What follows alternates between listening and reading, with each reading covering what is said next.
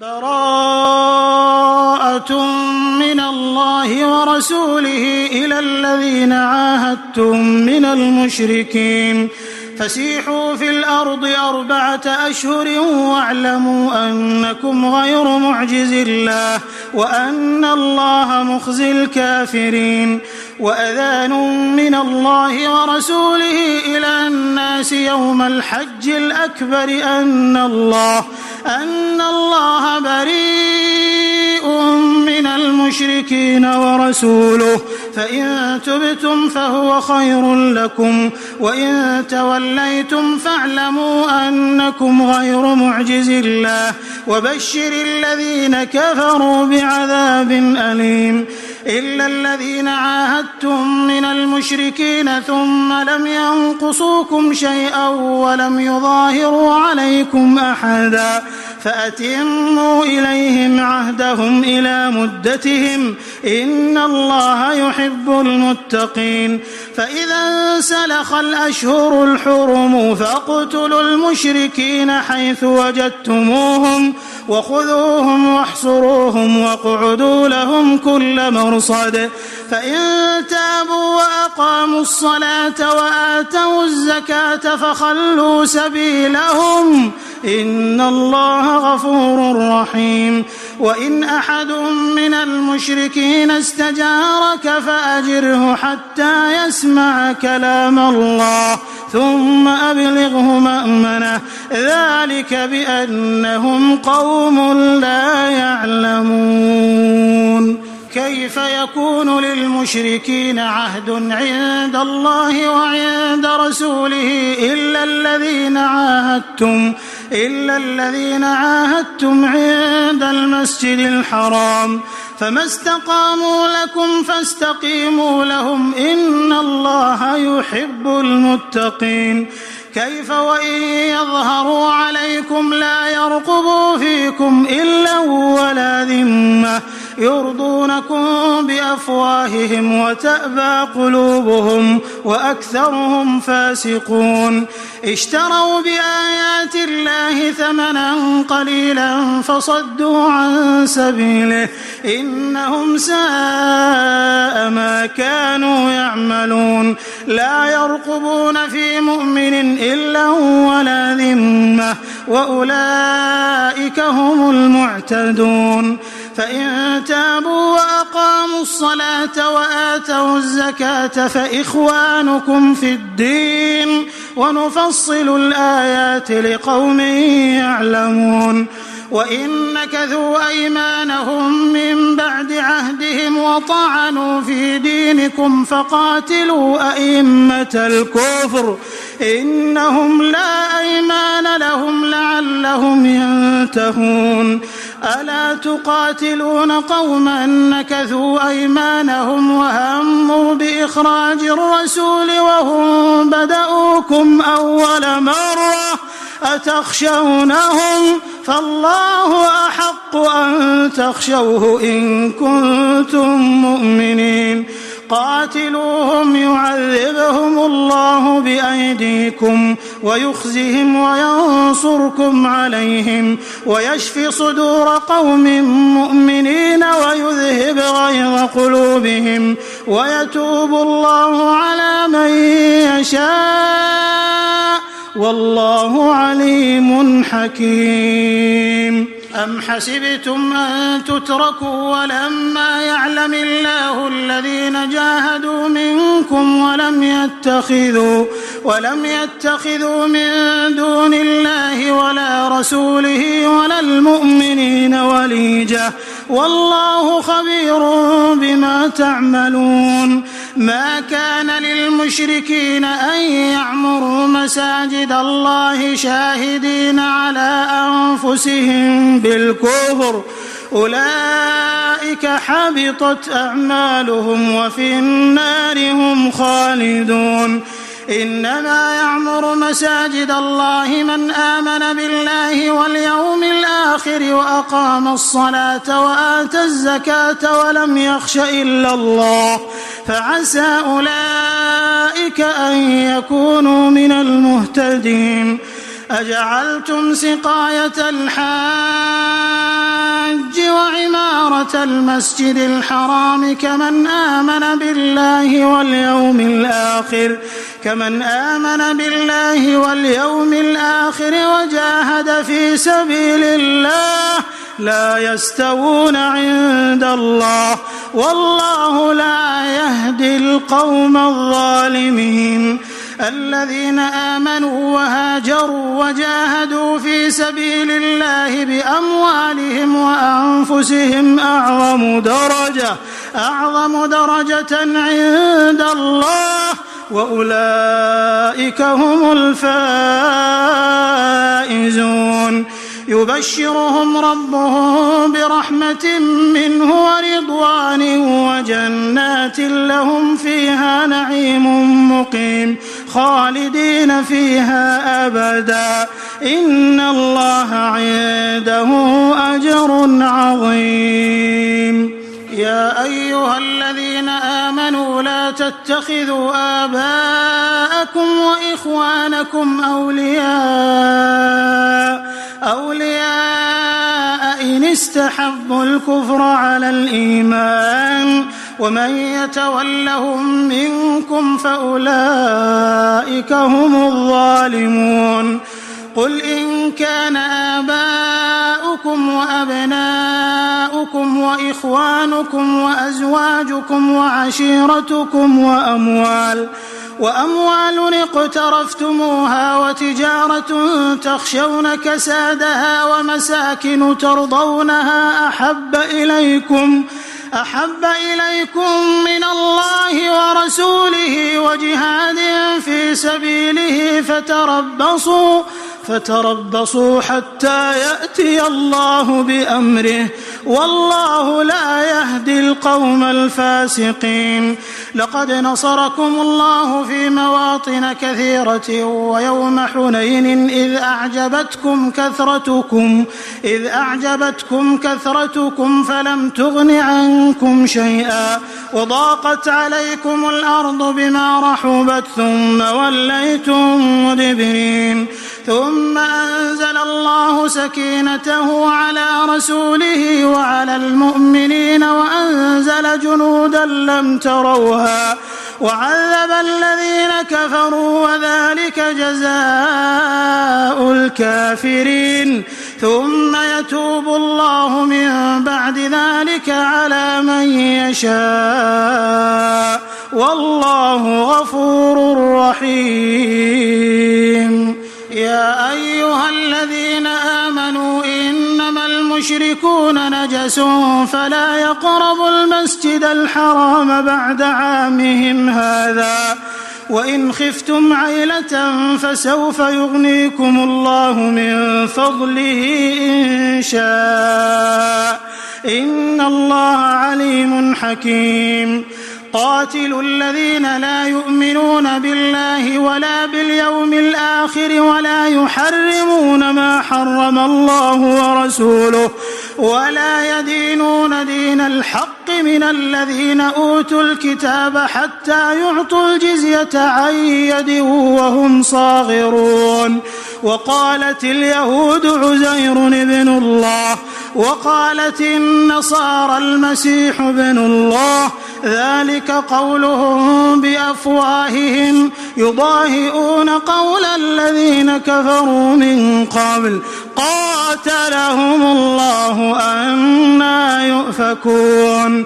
اتخذوا أحبارهم ورهبانهم أربابا من دون الله والمسيح ابن مريم وما أمروا إلا ليعبدوا إلها واحدا لا إله إلا هو سبحانه عما يشركون.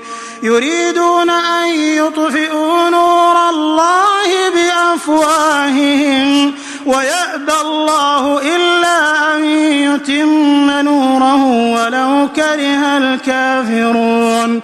هو الذي أرسل رسوله بالهدى ودين الحق ليظهره على الدين ليظهره على الدين كله ولو كره المشركون.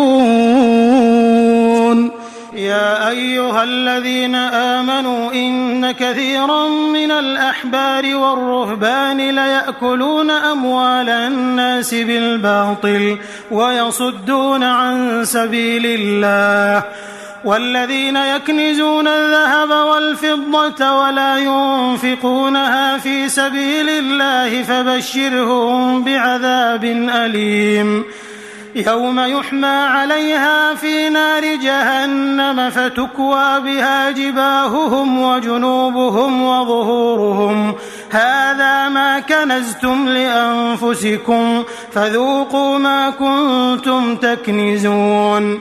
إن عدة الشهور عند الله 12 شهرا في كتاب الله يوم خلق السماوات والأرض منها 4 حرم ذلك الدين القيم فلا تظلموا فيهن أنفسكم وقاتلوا المشركين كافة كما يقاتلونكم كافة واعلموا أن الله مع المتقين. إنما النسيء زيادة في الكفر يضل به الذين كفروا يحلونه عاما ويحرمونه عاما ليواطئوا عدة ما حرم الله فيحلوا ما حرم الله زين لهم سوء أعمالهم والله لا يهدي القوم الكافرين. يا أيها الذين آمنوا ما لكم إذا قيل لكم انفروا في سبيل الله اثاقلتم إلى الأرض أرضيتم بالحياة الدنيا من الآخرة فما متاع الحياة الدنيا في الآخرة إلا قليل.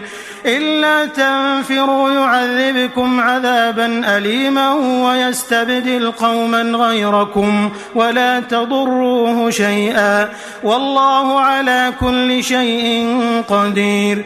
إلا تنصروه فقد نصره الله إذ أخرجه الذين كفروا ثاني اثنين إذ هما في الغار إذ يقول لصاحبه لا تحزن إن الله معنا فأنزل الله سكينته عليه وأيده بجنود لم تروها وجعل كلمة الذين كفروا السفلى وكلمة الله هي العليا والله عزيز حكيم.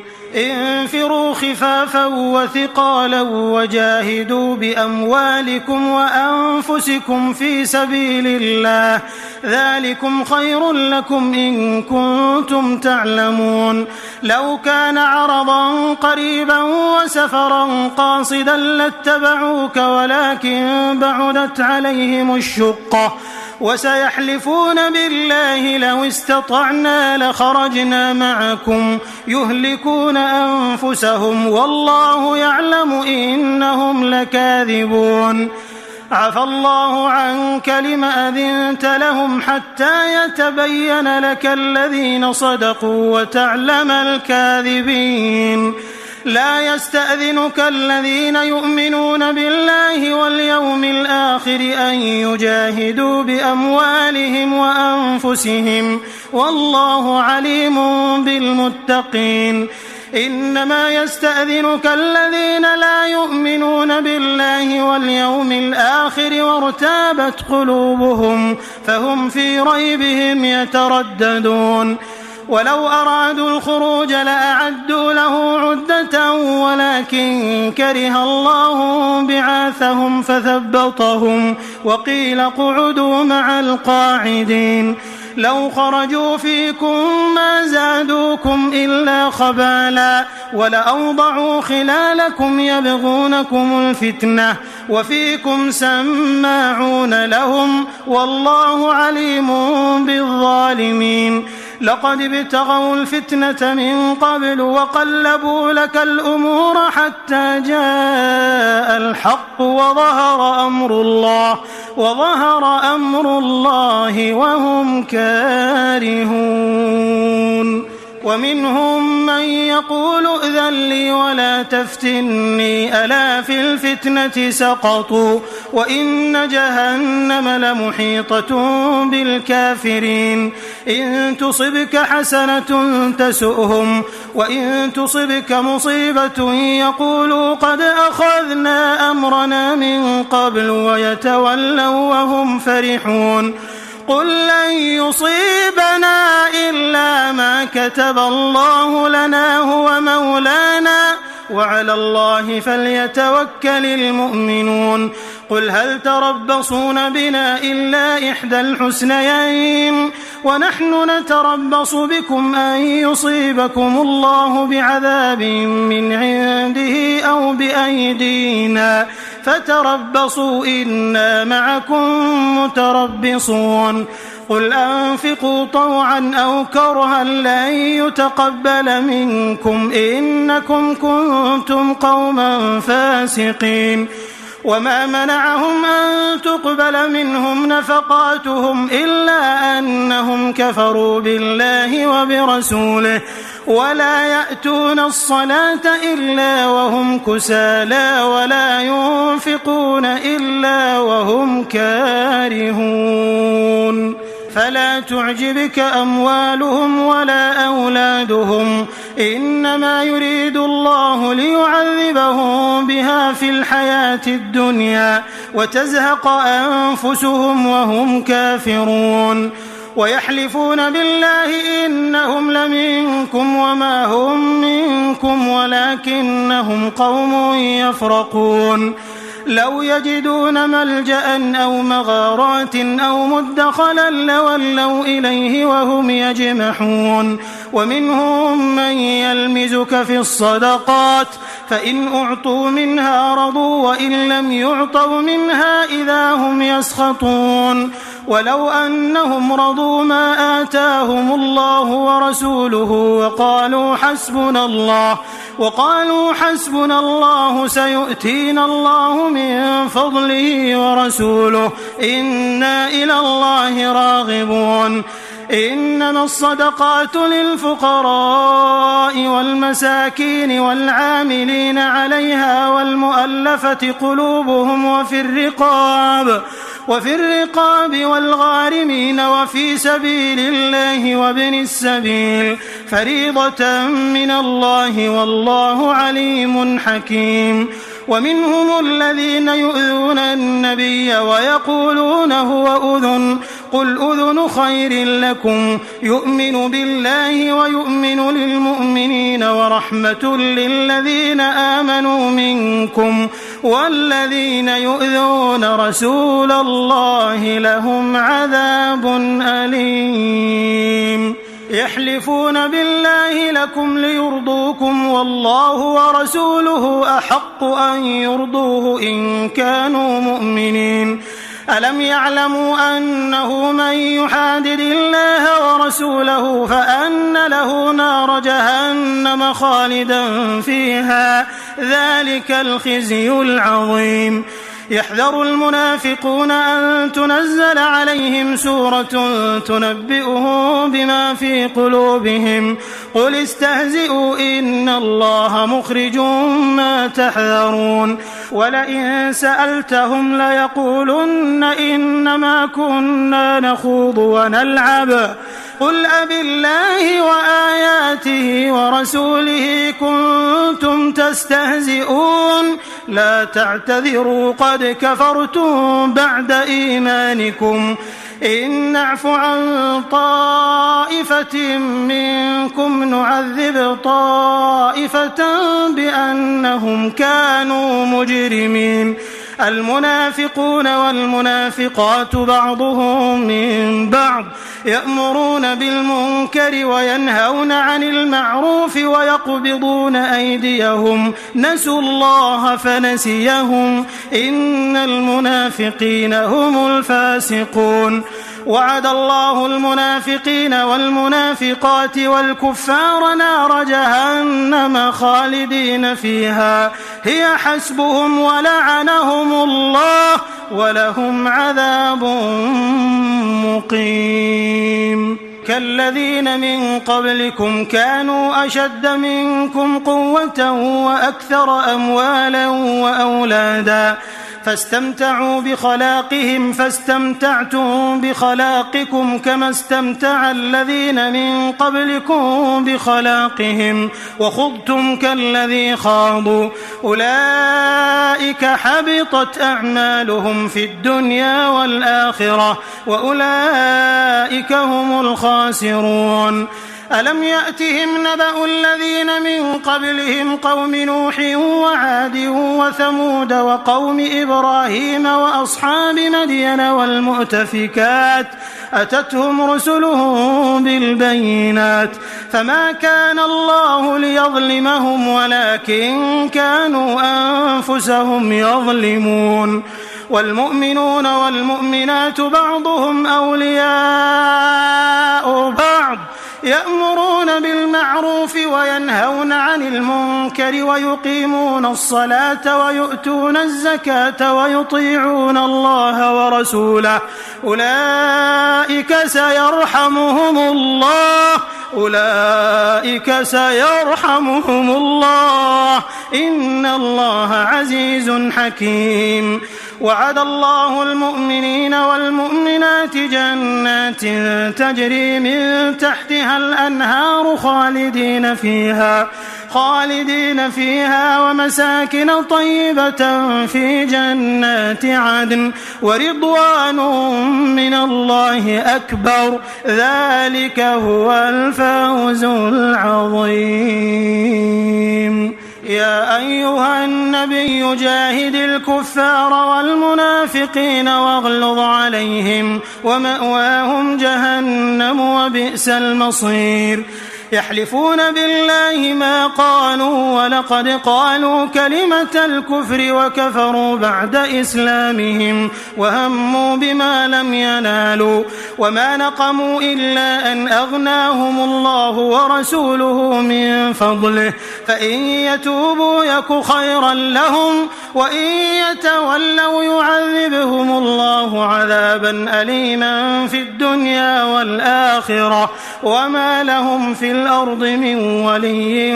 ولا نصير ومنهم من عاهد الله لئن آتانا من فضله لنصدقن ولنكونن من الصالحين فلما آتاهم من فضله بخلوا به وتولوا وهم معرضون فأعقبهم نفاقا في قلوبهم إلى يوم يلقونه بما أخلفوا الله ما وعدوه وبما كانوا يكذبون ألم يعلموا أن الله يعلم سرهم ونجواهم وأن الله علام الغيوب الذين يلمزون المطوعين من المؤمنين في الصدقات والذين لا يجدون إلا جهدهم فيسخرون منهم سخر الله منهم ولهم عذاب أليم استغفر لهم أو لا تستغفر لهم إن تستغفر لهم 70 مرة فلن يغفر الله لهم ذلك بأنهم كفروا بالله ورسوله والله لا يهدي القوم الفاسقين فرح المخلفون بمقعدهم خلاف رسول الله وكرهوا أن يجاهدوا بأموالهم وأنفسهم في سبيل الله وقالوا لا تنفروا في الحر قل نار جهنم أشد حرا لو كانوا يفقهون فليضحكوا قليلا وليبكوا كثيرا جزاء بما كانوا يكسبون فإن رجعك الله إلى طائفة منهم فاستأذنوك للخروج فقل لن تخرجوا معي أبدا ولن تقاتلوا معي عدوا إنكم رضيتم بالقعود أول مرة فاقعدوا مع الخالفين ولا تصل على أحد منهم مات أبدا ولا تقم على قبره إنهم كفروا بالله ورسوله وماتوا وهم فاسقون ولا تعجبك أموالهم وأولادهم إنما يريد الله أن يعذبهم بها في الدنيا وتزهق أنفسهم وهم كافرون وإذا أنزلت سورة أن آمنوا بالله وجاهدوا مع رسوله استأذنك أولو الطول منهم وقالوا ذرنا نكن مع القاعدين رضوا بأن يكونوا مع الخوالف وطبع على قلوبهم فهم لا يفقهون لكن الرسول والذين آمنوا معه جاهدوا بأموالهم وأنفسهم وأولئك لهم الخيرات وأولئك هم المفلحون أعد الله لهم جنات تجري من تحتها الأنهار خالدين فيها ذلك الفوز العظيم وجاء المعذرون من الأعراب ليؤذن لهم وقعد الذين كذبوا الله ورسوله سيصيب الذين كفروا منهم عذاب أليم ليس على الضعفاء ولا على المرضى ولا على الذين لا يجدون ما ينفقون حرج إذا نصحوا لله ورسوله ما على المحسنين من سبيل والله غفور رحيم ولا على الذين إذا ما أتوك لتحملهم قلت لا أجد ما أحملكم عليه تولوا وأعينهم تفيض من الدمع حزنا ألا يجدوا ما ينفقون إنما السبيل على الذين يستأذنونك وهم أغنياء رضوا بأن يكونوا مع الخوالف وطبع الله على قلوبهم فهم لا يعلمون يعتذرون إليكم إذا رجعتم إليهم قل لا تعتذروا لن نؤمن لكم قد نبأنا الله من أخباركم وسيرى الله عملكم ورسوله ثم تردون إلى عالم الغيب والشهادة فينبئكم بما كنتم تعملون سيحلفون بالله لكم إذا انقلبتم إليهم لتعرضوا عنهم فأعرضوا عنهم إنهم رجس ومأواهم جهنم جزاء بما كانوا يكسبون يحلفون لكم لترضوا عنهم فإن ترضوا عنهم فإن الله لا يرضى عن القوم الفاسقين الأعراب أشد كفرا ونفاقا وأجدر ألا يعلموا حدود ما أنزل الله على رسوله والله عليم حكيم ومن الأعراب من يتخذ ما ينفق مغرما ويتربص بكم الدوائر عليهم دائرة السوء والله سميع عليم ومن الأعراب من يؤمن بالله واليوم الآخر ويتخذ ما ينفق قربات عند الله وصلوات الرسول ألا إنها قربة لهم سيدخلهم الله في رحمته إن الله غفور رحيم والسابقون الأولون من المهاجرين والأنصار والذين اتبعوهم بإحسان رضي الله عنهم ورضوا عنه وأعد لهم جنات تجري تحتها الأنهار خالدين فيها أبدا ذلك الفوز العظيم. وممن حولكم من الأعراب منافقون ومن أهل المدينة مردوا على النفاق لا تعلمهم نحن نعلمهم سنعذبهم مرتين ثم يردون إلى عذاب عظيم. وآخرون اعترفوا بذنوبهم خلطوا عملا صالحا وآخر سيئا عسى الله أن يتوب عليهم إن الله غفور رحيم. خذ من أموالهم صدقة تطهرهم وتزكيهم بها وصل عليهم إن صلاتك سكن لهم والله سميع عليم. ألم يعلموا أن الله هو يقبل التوبة عن عباده ويأخذ الصدقات وأن الله هو التواب الرحيم. وقل اعملوا فسيرى الله عملكم ورسوله والمؤمنون وستردون إلى عالم الغيب والشهادة فينبئكم بما كنتم تعملون.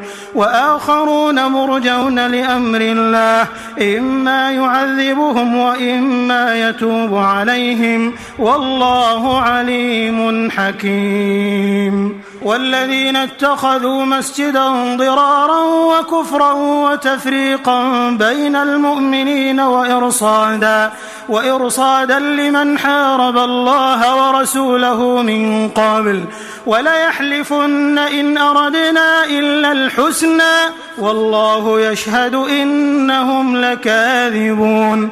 لا تقم فيه أبدا لمسجد أسس على التقوى من أول يوم أحق أن تقوم فيه رجال يحبون أن يتطهروا والله يحب المطهرين. أفمن أسس بنيانه على تقوى من الله ورضوان خير أم من أسس بنيانه على شفا جرف هار فانهار به في نار جهنم والله لا يهدي القوم الظالمين. لا يزال بنيانهم الذي بنوا ريبة في قلوبهم إلا أن تقطع قلوبهم والله عليم حكيم.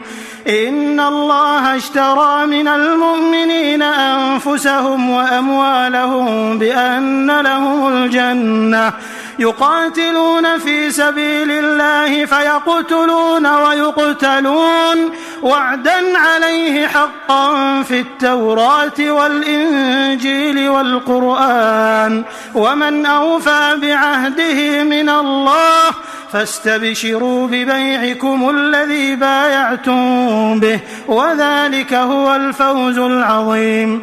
التائبون العابدون الحامدون السائحون الراكعون الساجدون الآمرون بالمعروف والناهون عن المنكر والحافظون لحدود الله وبشر المؤمنين. ما كان للنبي والذين آمنوا أن يستغفروا للمشركين ولو كانوا أولي قربى من بعد ما تبين لهم أنهم أصحاب الجحيم. وما كان استغفار إبراهيم لأبيه إلا عن موعدة وعدها إياه فلما تبين له أنه عدو لله تبرأ منه إن إبراهيم لأواه حليم. وما كان الله ليضل قوما بعد إذ هداهم حتى يبين لهم ما يتقون إن الله بكل شيء عليم. إن الله له ملك السماوات والأرض يحيي ويميت وما لكم من دون الله من ولي ولا نصير. لقد تاب الله على النبي والمهاجرين والأنصار الذين اتبعوه في ساعة العسرة من بعد ما كاد يزيغ قلوب فريق منهم ثم تاب عليهم إنه بهم رؤوف رحيم. وعلى الثلاثة الذين خلفوا حتى إذا ضاقت عليهم الأرض بما رحبت وضاقت عليهم أنفسهم وظنوا أن لا ملجأ من الله إلا إليه ثم تاب عليهم ليتوبوا إن الله هو التواب الرحيم. يا أيها الذين آمنوا اتقوا الله وكونوا مع الصادقين. ما كان لأهل المدينة ومن حولهم من الأعراب أن يتخلفوا عن رسول الله ولا يرغبوا بأنفسهم عن نفسه ذلك بأنهم لا يصيبهم ظمأ ولا نصب ولا مخمصة في سبيل الله ولا يطؤون موطئا يغيظ الكفار ولا ينالون من عدو نيلا إلا كتب لهم به عمل صالح إن الله لا يضيع أجر المحسنين. ولا ينفقون نفقة صغيرة ولا كبيرة ولا يقطعون واديا إلا كتب لهم ليجزيهم الله أحسن ما كانوا يعملون. وما كان المؤمنون لينفروا كافة فلولا نفر من كل فرقة منهم طائفة ليتفقهوا في الدين ولينذروا قومهم إذا رجعوا إليهم لعلهم يحذرون. يا أيها الذين آمنوا قاتلوا الذين يلونكم من الكفار وليجدوا فيكم غلظة واعلموا أن الله مع المتقين. وإذا ما أنزلت سورة فمنهم من يقول أيكم زادته هذه إيمانا فأما الذين آمنوا فزادتهم إيمانا وهم يستبشرون وأما الذين في قلوبهم مرض فزادتهم رجسا إلى رجسهم وماتوا وهم كافرون. أولا يرون أنهم يفتنون في كل عام مرة أو مرتين ثم لا يتوبون ولا هم يذكرون. وإذا ما أنزلت سورة نظر بعضهم إلى بعض هل يراكم من أحد ثم انصرفوا صرف الله قلوبهم بأنهم قوم لا يفقهون. لقد جاءكم رسول من أنفسكم عزيز عليه ما عنتم حريص عليكم بالمؤمنين رؤوف رحيم. فإن تولوا فقل حسبي الله لا إله إلا هو عليه توكلت وهو رب العرش العظيم.